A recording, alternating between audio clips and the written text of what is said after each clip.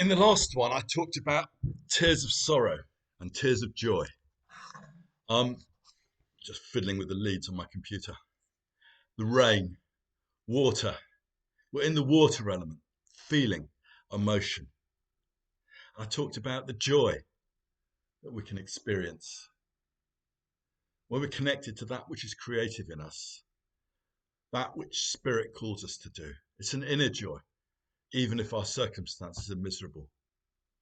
But there often is, fiddling with a computer again, with the leads, getting rid of the power source. Um, there is sorrow. There is torment in us. There's demons in us. We suffer. This veil of tears, as it sometimes gets called. What do we do with that? Because this is the water element. This is feeling. And often we're troubled. How do we come into relationship with that? That's what I'm going to be looking at. It's a huge area with all sorts of ways we can look at it. And it's often the gateway to our soul. It's the crack where the light gets in, as one of the poets, not Leonard Cohen, first said. Was it Gibran? Someone like that. We will often suffer because we're not addressing that which is deepest in us. We're not living from that. And we can really suffer. And yeah, we have a choice. We have a choice. Are we going to come into relationship with our demons? Because we all have them. We all have our self-doubt, our anxiety, our anger, all that pretty bunch, our pride.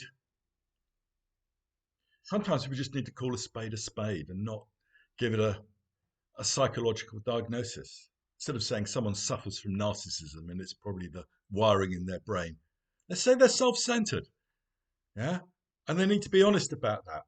Well, they don't need to be, but it'd be good if they were. It would help them to recognize that in themselves, or that they can be self-centered. Let's not even label that, but let's give these old-fashioned names. Here's another one. You might have heard of spiritual bypass. It's used to mean people who sort of go for spirit, go for the angels, go for something transcendental. They become spiritual people as a way of avoiding their own stuff, their own weaknesses, their own troubled sides. And that's a kind of psychological neutral description. I'd rather use a moral description. It's more telling, it's more biting, it gives more urgency to it. So instead of spiritual bypass, first of all, I would say pride. Yeah, you're giving yourself a spiritual identity. Yeah, that's better than other people. You are spiritual. And it's also dishonest. You're lying to yourself about who you are. Because you know there's these troublesome bits in you that you're steering clear of, yeah, with this false identity. So there's pride and there's dishonesty in it. Yeah. Now, I'm not saying this is a way of condemning anyone. Yeah. It's that when it comes to ourselves, we need to call a spade and act accordingly. Yeah. We need to get a hold of ourselves. Yeah.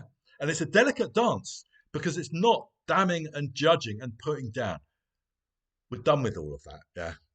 We're not going to hell for eternity, but we might go to hell for a while if we don't address these things because we'll really suffer. Yeah. And in some cases, it can be, well, better the devil you know. You may be miserable, but at least you know it. Sometimes people can be miserable for many years like that. They can stay in miserable relationships like that because at least it's the known. So yeah, this kind of self-possession, this self-mastery, which isn't a mastery over, it's about making friends with these troublesome sides, but not letting them hold sway, not acting on them, at least not too much, at least some of the time. We're never going to be perfect. But at least some of the time, we hold ourselves. We stand tall. That's what we're trying to do. We stand tall instead of being bowed down and thinking we're useless and hopeless and that our faults are worse than everyone else's. Yeah, I've often felt that about mine. My demons are worse than anyone else's. I'll never sort it. Yeah, but everyone thinks like that. Not necessarily because we think we're special. It's just that's what we do. But then you get in a group and everyone talks about their stuff, and you realise, oh, actually, um, we're all in this together. It's the human condition. And maybe it's part of the human condition to feel that we're worse than everyone else. So, yeah, sometimes I'll talk about my anxiety. That's one thing that gets me. Various practical situations. Yeah, when there's a problem, um, I'll get very anxious. Rationally, I can see the solution, and I do what is necessary. I don't let it stand in the way. Although sometimes I get a bit overheated. Yeah, but generally speaking, I deal with it. But it's like there's this thing biting at me, and it's like the way I'm approaching it at the moment is I try and stand tall enough that it can't reach up and really grab me. I hold it at bay. I hold it at bay. At some level, I'm always holding it at bay. And it's a lot better than it's used to be. But these things are incremental, year by year. And there's only one thing worse than having demons and tribulations is not having any. Because they keep us grounded. They keep us the same as everyone else. Particularly if you're on some kind of spiritual thing, particularly if you're some kind of teacher. Well, you start thinking you're more advanced than other people. And yeah, there's things you probably do know. And it's important to own that because you have them to give. You can't properly give them unless you own them. But we're still all in a gutter, as Oscar Wilde said. He just said some of us are looking up at the stars. We still have those tribulations. We still have those demons. So they keep us on a level. And this is what I sometimes do when I teach. I say, okay, here's what I find difficult. And I'll be specific. Yeah, because it's easy to say, oh, yes, of course I have faults. And of course, I'm in a general sort of way. I'm the same as everyone. I've got humility. But no, be specific. Yeah. And then when you do that, particularly if you're in the teacher position, other people, on the one hand, they feel at the same level as you. Yeah, so they're not feeling disempowered. They haven't got you on a pedestal. They maybe want to put you on a pedestal, but you're not letting them. You're giving it back. But also they feel they can own up about theirs. That actually it's perfectly okay. It's not anything to be ashamed of. And that's so important. Honesty. In a way, maybe that's the crucial factor here, is being honest with ourselves, about ourselves. And if we have someone we can tell, so much the better. Yeah. Obviously, we don't want to go around telling everyone. Yeah. They might just think you're weird. I mean, a lot of people, they don't want to know about their own demons.